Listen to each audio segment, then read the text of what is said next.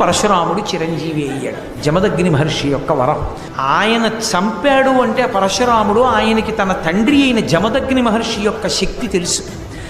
అమ్మ అలా ఉండిపోతే మానసిక వ్యభిచారం చేసింది కాబట్టి భార్యాస్థానంలో ఉండకూడదు.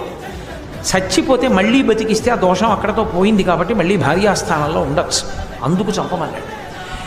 ఆ తండ్రి అంత శక్తివంతుడని తెలుసుకున్నవాడు కాబట్టి పరశురాముడు చంపాడు. సామాన్యమైనటువంటి వాళ్ళకి నిజంగా తండ్రి అంత శక్తివంతుడే అయినా తల్లిని అన్నల్ని చంపకూడదు. నాకు మా నాన్నగారు మళ్ళీ బతికిస్తారనుకుని చంపేశానండి, పరశురాముడు చంపలేదా అని అనడానికి వీలు లేదు.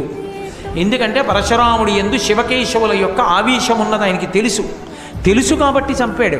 మనకు అలాంటి ఆవేశాలు ఉండవు, లేనిపోని కొత్త ఆవేశాలు మనకు ఉండకూడదు. పరశురాముడి జీవితం అనేకమైన మలుపులు తిరిగిపోయింది.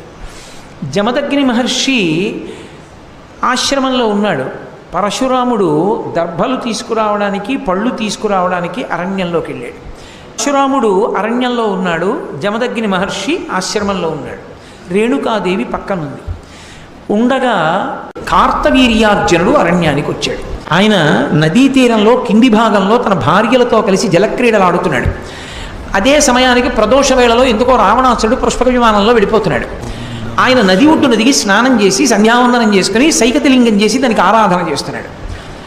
వీళ్లకు పిచ్చి కోరిక పుట్టింది కార్తవీర్యార్జునుడి భార్యలకి. నీకు 1000 చేతులు ఉన్నాయి కదా, నదీ ప్రవాహాన్నంతటినీ ఆపేయగలవా 1000 చేతులతో అని అడిగారు. అది పెద్ద విషయమా అని 1000 చేతులు అడ్డుపెట్టాడు.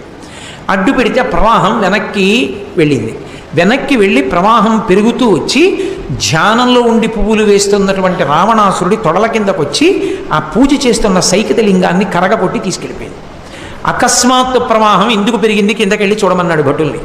కార్తవీర్యార్జునుడు భార్యలతో జలక్రీడలు ఆడుతున్నాడని చెప్పారు. ఆ కార్తవీర్యార్జునుడు 1000 చేతులు నరికేస్తానని యుద్ధానికి వెళ్ళాడు. అయితే ఆయన చూసి వీడెవడరా 10 తలల పురుగు యుద్ధానికి వచ్చింది నా మీదకని యుద్ధం చేయలేదు, ఇలా పట్టుకున్నాడు. పట్టుకుని తీసుకుపోయి ఈ పురుగు నేను భార్యలతో జలక్రీడలు ఆడుతుంటే నా మీదకు వచ్చిందని కారాగారంలో వారేసి తలుపేసేయండి అన్నాడు. అంత శక్తివంతుడు కార్తవీర్యార్జునుడు 1000 చేతులు